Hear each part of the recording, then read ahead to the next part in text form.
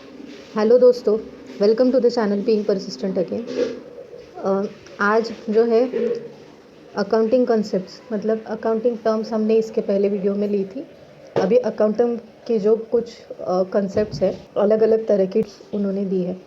तो इस कॉन्सेप्ट्स को यूनिवर्सली जो है वो माना जाता है या अप्लाई किया जाता है अपने अपने बिजनेस ऑर्गेनाइजेशंस में।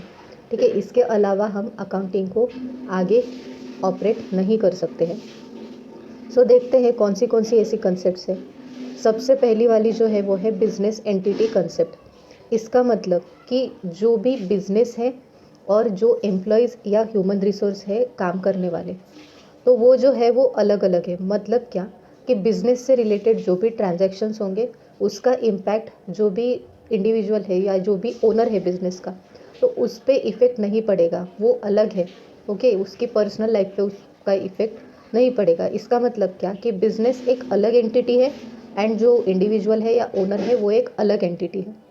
ओके, मतलब जो ओनर है वो सिर्फ बिजनेस को क्या प्रोवाइड करता है, कैपिटल प्रोवाइड करता है। और जो बिजनेसेस के जो भी ट्रांजैक्शंस होते रहते हैं, जो बिज़नेस के अलग अलग ट्रांजैक्शंस होते रहते हैं, वो क्या होते हैं, बिज़नेस के अकाउंट्स में रिकॉर्ड होते हैं, ना कि उस ओनर के पर्सनल अकाउंट में। ठीक है।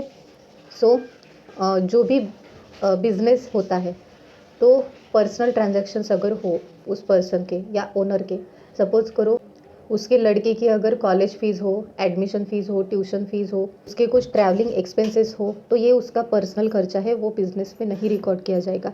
लेकिन अगर उसको सपोज़ फॉर एग्ज़ाम्पल उसको अगर कुछ पर्सनल चीज़ के लिए बिज़नेस से अगर विथड्रॉ करना हो, मतलब उसके पास इंडिविजुअली कोई पैसे ही नहीं है, तो ऐसी सिचुएशन आ सकती है कि उसको बिज़नेस से विड्रॉ करना पड़ सकता है। इसको हम बोलते हैं ड्राइंग्स।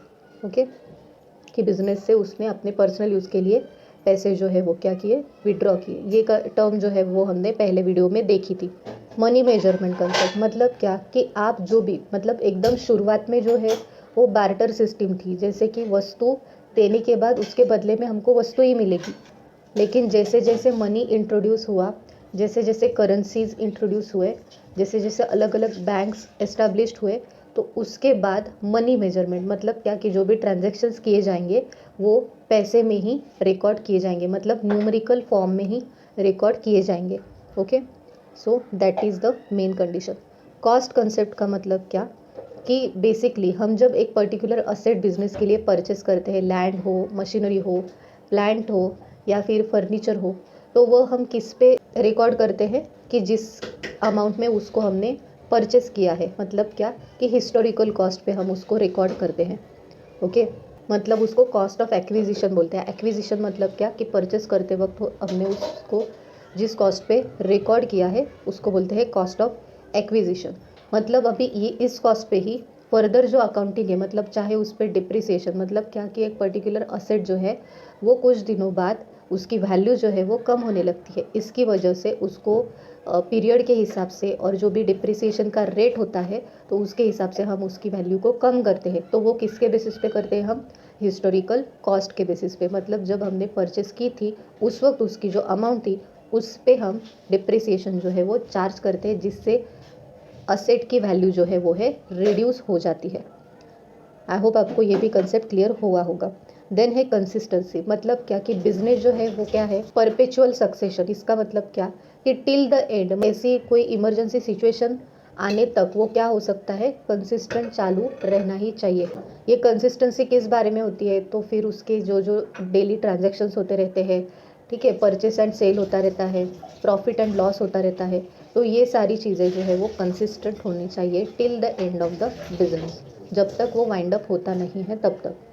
कंजर्वेटिज्म। कंजर्वेटिज्म इसका मतलब कि कंजर्व करना, मतलब क्या, कुछ अमाउंट जो है वो सेव करना, बचत करना। इसका मतलब क्या कि सारा जो प्रॉफिट होता है बिजनेस को, तो सारा का सारा प्रॉफिट हम खर्च नहीं करते हैं अलग अलग चीज़ों को खरीदने के लिए। हम क्या करते हैं कि कुछ जो अमाउंट है वो प्रॉफिट में से रिजर्व रखते हैं। ठीक है, जिससे हम आने वाली जो फ्यूचर अनसर्टनिटीज़ है या फिर फ्यूचर कुछ ऐसी सिचुएशंस हो सकती है जिसमें हमको इस जो कैश है हमने जो रिज़र्व करी है तो उसका इस्तेमाल हो सकता है। सो इसको हम बोलते हैं कंजर्वेटिज्म। मतलब आगे चाहे लॉस भी हो हमें बिजनेस में, ठीक है, तो वो लॉस को हम इस अमाउंट से जो रिजर्व की है उससे बेयर कर सकते हैं। गोइंग कंसर्न का मतलब क्या कि जो बिजनेस एंटिटी है वो क्या है, कंसिस्टेंट है, गोइंग कंसर्न है। इसका मतलब कि ये कंटिन्यू करती रहेगी अपने जो भी ऑपरेशंस है, अपने जो भी ट्रांजैक्शंस है, कंटिन्यू करती रहेगी जब तक वो वाइंड अप नहीं होती। जो कंसिस्टेंसी कंसेप्ट है एंड जो गोइंग कंसर्न कंसेप्ट है, ये लिटिल बिट इसमें सिमिलैरिटी है, जैसे कि ये रेगुलरिटी जो है बिजनेस की उसको डिस्क्राइब करता है। ओके, देन है रियलाइजेशन। रियलाइजेशन का मतलब कि जैसे हम सपोज करो जो भी असेट्स है, मतलब जो हमने पहले ली थी लेकिन अभी हम उसको सेल करने जा रहे हैं। ओके, अगर सेल करते वक्त हमें जो सपोज 5 लाख की जो असेट थी, तो हमने वो सेल की कितने लाख में, 4 लाख में। तो हमारी जो अमाउंट है वो कितनी रियलाइज़ हुई, 4 लाख। तो जो भी लॉस हुआ है वो कितना है, 1 लाख रुपीज़। तो इस तरह से रिकॉर्डिंग की जाती है।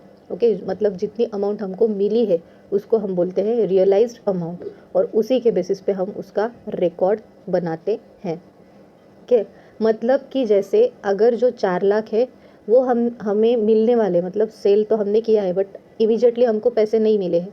इमीडिएटली मिल जाते तो भी हम रिकॉर्ड करते उसी हिसाब से, एंड अगर अभी मिलने वाले हैं मतलब वो आउटस्टैंडिंग है, ठीक है, तो उसको भी हम रिकॉर्ड करेंगे। ओके, सो इसको हम बोलते हैं रियलाइजेशन। एक्रूअल, एक्रूअल मतलब कि जैसे आउटस्टैंडिंग, मतलब हमें पता है कि एक पर्टिकुलर चीज़ पे हमें इनकम मिलने वाला है, मतलब हमने एक पर्टिकुलर कंपनी में अगर इन्वेस्टमेंट की हो, ठीक है, बिजनेस ओनर ने, तो उसको पता है कि उसको उस शेयर्स पे, मतलब शेयर्स में अगर उसने इन्वेस्ट की हो या डिबेंचर्स में या डिपॉजिट्स किसी बैंक में इन्वेस्ट किए हो, तो उसको पता है कि उसको इनकम जो है वो मिलने वाला है। अभी तक मिला नहीं है बट मिलने वाला है, सो इसको हम बोलते हैं एक्रूअल। ओके, एंड उसी तरह से एक्सपेंसेस भी होते हैं, जैसे कि एडवर्टाइजमेंट पे खर्चा करना रहता है। सो जो एडवर्टाइजमेंट का जो खर्चा है तो वो हमने अभी तक पे नहीं किया है, हमने उसका यूज़ किया है, कंपनी की तरफ से सर्विसेज ली है, बट खर्चे जो है वो अभी तक पे नहीं किए हैं। सो वो क्या है, पेएबल या फिर रिसीवेबल। मतलब जो भी चीज़ें रिसीवेबल है या पेएबल है उसको हम बोलते हैं एक्रूअल, मतलब आउटस्टैंडिंग इनकम और आउटस्टैंडिंग एक्सपेंसेस को हम बोलते हैं एक्रूअल कंसेप्ट। ओके, देन है ड्यूअल एस्पेक्ट। नाम से ही हमें पता चल रहा है कि ड्यूअल, ड्यूअल मतलब क्या कि double effect. Double entry system, पहले जो थी सिंगल एंट्री सिस्टम, मतलब जो ओनर था वही अपनी जो बिजनेस के ट्रांजेक्शन है वो एक ही जगह पे रिकॉर्ड करता था। बट ड्यूअल एस्पेक्ट में ये कहा गया है कि हमको जो ट्रांजैक्शंस रहते हैं वो डबल, मतलब 2 इफेक्ट्स उसके देने रहते हैं। मतलब एक डेबिट होगा और दूसरा डेफिनेटली क्रेडिट होगा, तो इस तरह से 2 इफेक्ट हमेशा देने रहते हैं। ये प्रिंसिपल है double entry book keeping system का, तो इसी को हम बोलते हैं dual aspect. Okay, suppose for example Ramesh purchases furniture for ₹10,000, ऐसी जो है वो एंट्री है। तो आप क्या करोगे, परचेसेस को जो है वो डेबिट दोगे। क्यों, क्योंकि रमेश ने जो है वो है परचेस किया है, इसका मतलब क्या कि उसको खर्चा हुआ है, एक्सपेंस हुआ है। तो हम देखेंगे रूल्स जो है अकाउंटिंग के रूल्स, तो उसके हिसाब से आपको पता चलेगा एंट्रीज भी कैसे बनाई जाती है। तो परचेस मतलब एक्सपेंस हुआ, क्यों, क्योंकि उसने 10,000 रुपये पे किए हैं। ठीक है, परचेसेस अकाउंट डेबिट 10,000 टू। अगर यहाँ पे ऑन क्रेडिट दिया रहता तो हम क्या लिखते कि जिससे लिया है हमने, बट यहाँ पे ऑन क्रेडिट ऐसे दिया नहीं है, सो हम क्या करेंगे, टू कैश अकाउंट, मतलब हमने जो परचेस किया वो किस में किया, कैश में किया। आई होप आपको समझ में आ गया होगा। डिस्क्लोजर, डिस्क्लोजर का मतलब क्या कि आपको जो है जो नेसेसरी इन्फॉर्मेशन है, चाहे वो शेयर होल्डर्स को दिखाने के लिए है हो, चाहे वो इन्वेस्टर्स को दिखाने के लिए हो, चाहे वो बैंक अगर मांगे तो उनके लिए, या फिर ऑडिटर जो सीए होता है उसको दिखाने के लिए हो, स्टडी करने के लिए, ऑडिट रिपोर्ट बनाने के लिए। सो इस तरह से अलग अलग चीज़ों का, जैसे फाइनेंशियल स्टेटमेंट्स होते हैं, balance sheet, profit and loss account, इन सारी चीज़ों का हमें डिस्क्लोज उनको दिखाना पड़ता है as per the demand.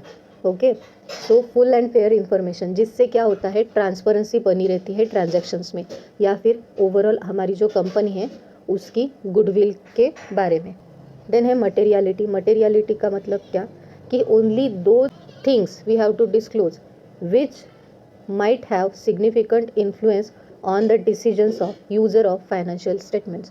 Financial statement को जो यूज़ करने वाले हैं, जैसे ऑडिटर होगा कि फाइनेंशियल मैनेजर होगा, तो ये जो लोग हैं या फिर बैंक्स होंगे, फाइनेंशियल इंस्टीट्यूशंस होंगे, तो उन पे जो मतलब उनको जो चाहिए एज़ पर डिमांड, तो उसके ही हिसाब से जो चीज़ें एंटायर जो चीज़ें उनको रिलेवेंट लगेगी, उनको चाहिए होगी, तो वो हमें दिखानी पड़ेगी।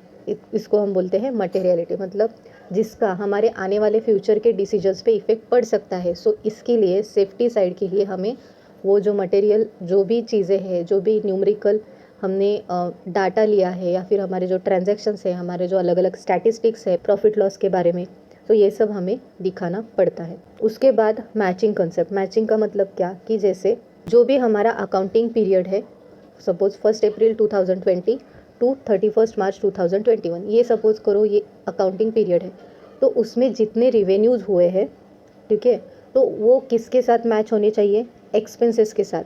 हमेशा वो जो है रिवेन्यूज जो है वो एक्सपेंसेस के साथ अगर मैच हो, तो वो हम बोल सकते हैं कि यहाँ पे जो मैचिंग कंसेप्ट जो है वो एप्लीकेबल हुआ है। ओके, सो इसी को हम बोलते हैं कि टैली करना, मतलब जो बैलेंसेस है बैलेंस शीट के, तो वो मैच होने चाहिए, या प्रॉफिट एंड लॉस के जो इनकम एक्सपेंडिचर है वो हमेशा मैच होने चाहिए। सो इसी तरह से आपको आने वाली हर एक वीडियो की नोटिफिकेशन अगर चाहिए हो तो लाइक एंड सब्सक्राइब ज़रूर कीजिएगा और अपने दोस्तों के साथ ज़रूर शेयर कीजिएगा। So thank you so much for watching. Stay safe, stay healthy.